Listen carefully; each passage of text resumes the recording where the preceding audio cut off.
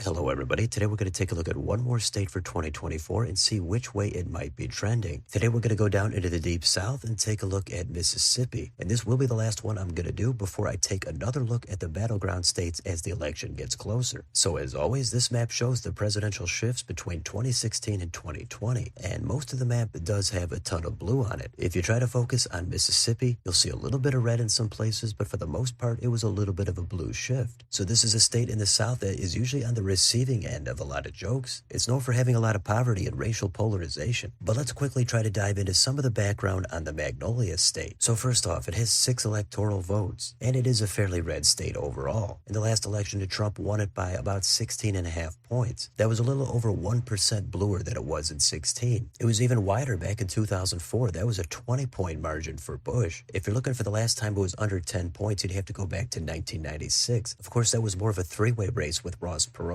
but Bob Dole won that only by about 5 points. It was Republican all the way back through 1980, where there was a narrow election for Reagan. He only won it by about 1 point. And prior to that time is generally the era where Democrats had much more success, including in 76 when Carter won the state over Ford. That was the most recent time it went blue. Now let's look closer at the 2020 election. So again, we've got Trump with 57.5%. Biden is at 41. This time there was less third-party vote in the state. Joe Jorgensen had the most, but she was only at about 0.6. It looks like Kanye West is even on the ballot with 0.3. Now, if you go down here, you can familiarize yourself with some of the major cities. They have Tupelo, the state capital of Jackson, Hattiesburg, and down in the Gulf, we've got Biloxi. Now, if we go down here and sort the counties by the total number of votes cast, the most populous is going to be Hinds County. That does have Jackson. That's extremely blue, and Biden won it by 48 points. Now, if you look at the next group of counties, Trump won all of them. However, the margin is actually narrower in pretty much every one of these counties. If you scroll down to the less populated counties, then there actually becomes a mix of red and blue. So it's not like some other states we've looked at in the Rust Belt where usually low population equals extremely red. Now, if you want to look at some more shifts in these counties, we could get on Ballotpedia. This time the shading does not indicate the margin. It just shows you how often they voted for the Democrat or the Republican in the past 3 presidential elections. So you can see most of the blue counties are in the western part of the state, and much of that is along the Mississippi Delta. The area is known to have a larger black population, including a lot of those rural counties we saw that voted overwhelmingly for Biden. But let's look at the most populous county of Hinds. There's a decent chunk of population that lives here, between 7 and 8%. That's a lot, but it's not overwhelming. And the county is only slightly bluer than it was in 2016 as well as in 12. Biden's support is up a couple of points. Trump's support is down a couple. So that's a blue county, but a nearby county that has some population is going to be Rankin. And this one is kind of the opposite. It voted overwhelmingly for Trump. However, if you compare 16 to 20, again, keep in mind there's less third-party vote in 20 than in 16, but Biden's support went up about 4 while Trump's dropped almost 3%. So that's a small shift there toward Biden. Now, another population-heavy county is down in the Gulf. That's Harrison. It has Biloxi. That county voted pretty much in line with what it did in 2012. Both Biden and Trump were within a half a point of those margins. So not a lot of movement in that county. Now, if you look at the most populated county that Trump was able to win, it's going to be in the Northwest. That's DeSoto. There, Biden did 6 points better than Hillary did in 16. So that's a big jump. Meanwhile, Trump had dropped off about 4 points, and he's down about 5 from Romney's total in 2012. So again, so far, these counties are shifting a little bit toward Biden. If you look at some of the low population counties in the Delta, we can see some of them actually did shift toward Trump. That might indicate Trump did make some gains with black voters, especially in rural areas. Now, it's not in every single county, and the shift is not dramatic, but here's another one where you could see over the past 3 elections, the vote has shifted toward the right. Now, if you go to the deeper red counties in the eastern and the northeastern part of the state, there you can see again they were already very heavily voting for Romney back in 12. Then Trump really accelerated the trends, and most of them actually did shift toward him a little bit between 16 and 20. Again, most of these counties don't have a ton of population. The more populated ones did clearly shift toward Biden. You still always have to balance it out with the lower population counties. Now, the 3 lighter red counties are ones that voted for Obama in 12, but then switched and voted for Trump both times in 16 and 20. And if you're looking for the one county that flipped and voted for Biden last time, that's going to be right along the Mississippi River in Warren County. It was very close in 12 and 16, but in 20, Biden nearly flipped it by about a half a point. So not a lot of movement there. And again, this map might show you where some of the political polarization is in the state. But if you want a more detailed way to take a look at some of this data, we can get on this map here, and this will show you a detailed precinct level view. So first, this is 2020. And again, we see the familiar blue on the western part of the state. Much of the eastern half has a lot of red. But if you want to see the shifts between 16 and 20, we can click right here. If we do that, then we see things change. change. Then there's a mix of red and blue scattered all across the state. If you zoom in on the Jackson area, you can see most of it did shift toward Biden. The few places that shifted toward Trump still voted overwhelmingly for Biden, usually in the high 90s, and those places do have a high black population. Meanwhile, the more suburban, heavily white precincts did shift much more toward Biden. So you could spend a lot of time looking through the different cities on here to see the shifts. But let's move on to the next map, and this has the red and the blue arrows. These are again the same shifts. Red arrows move toward Trump, blue arrows move toward Biden. The bigger the arrow, the bigger the shift. And this has a full-blown mix of red, blue, as well as some vertical yellow lines. And you could also click on any one of these arrows for a more detailed breakdown. So let's click on a county we haven't looked at yet. How about where Hattiesburg is in Forest County? You can see both Biden and Trump gained some votes here, but Biden gained a little bit more. He was over 2,000, while Trump was over 1,800. And also take note of how the third-party vote dropped off by about 23%. It's a raw 1% reduction down to just 2.1. Throughout all those shifts, Biden went up 1.6, while Trump dropped off more than a half a point. So another thing that might affect the trend in this state could be the shifts among specific demographic groups. Here's the 2020 exit polling specific to Mississippi. You can see that Trump won both men and women by double digits. He also won every age group as well as every education group. Feel free to scroll down and take a look at any of the other data you'd like. Last one I'm going to point out here is independent voters did break for Biden by 6 points, 47 to 41. The thing is, there's only 3% of voters that identify as independent in this survey. Another thing that might affect the trends are going to be the voter enthusiasm or the turnout. This map here shows you the turnout in the last 3 federal elections. For Mississippi, in the blue wave of 2018, the turnout was just under 43%. In 2020, it spiked to about 60. Then the top number shows you the turnout in the last midterms. It looks like Mississippi actually has the lowest out of all 50 states. It went all the way down to under a third at just over 32%. So the motivation to turn out in this state in the last election was very low. I would expect the turnout to be somewhere between 18 and 20 in the upcoming election. So even though Democrats have not had much success here, it's not all bad news. In the recent governor's election, which was last year, the incumbent Republican Tate Reeves won by only 3 points over Brandon Presley. So that was very close, and if you take a look at the map, it might give you an idea of what the margins would be in some of these counties to have a real competitive election statewide. Now, the last thing we're going to do is take a look at how accurate the polling was back in 2020. So again, Trump won the state by about 16.5, and if you look at the aggregate, it looks like they even out to being exactly correct at 16.5. So that is some phenomenal spot-on polling compared to other states. It's a pretty red state, so there wasn't a ton of polling here, but in all the individual ones, Trump was ahead. So with all that said, which way will Mississippi trend? Well, we went through some of the significant counties, and we saw some of the polarization in the state, and many of the rural counties, including in the Delta, did shift a little bit toward Trump, but the places that have more population and in the suburbs, those did move toward Biden. The question is, would those trends continue this time? With Harris on the ticket, it's possible there's more enthusiasm among black voters, but it'd be really tough to imagine her outperforming what Obama did in 2008 and 12. It's a tough state to predict.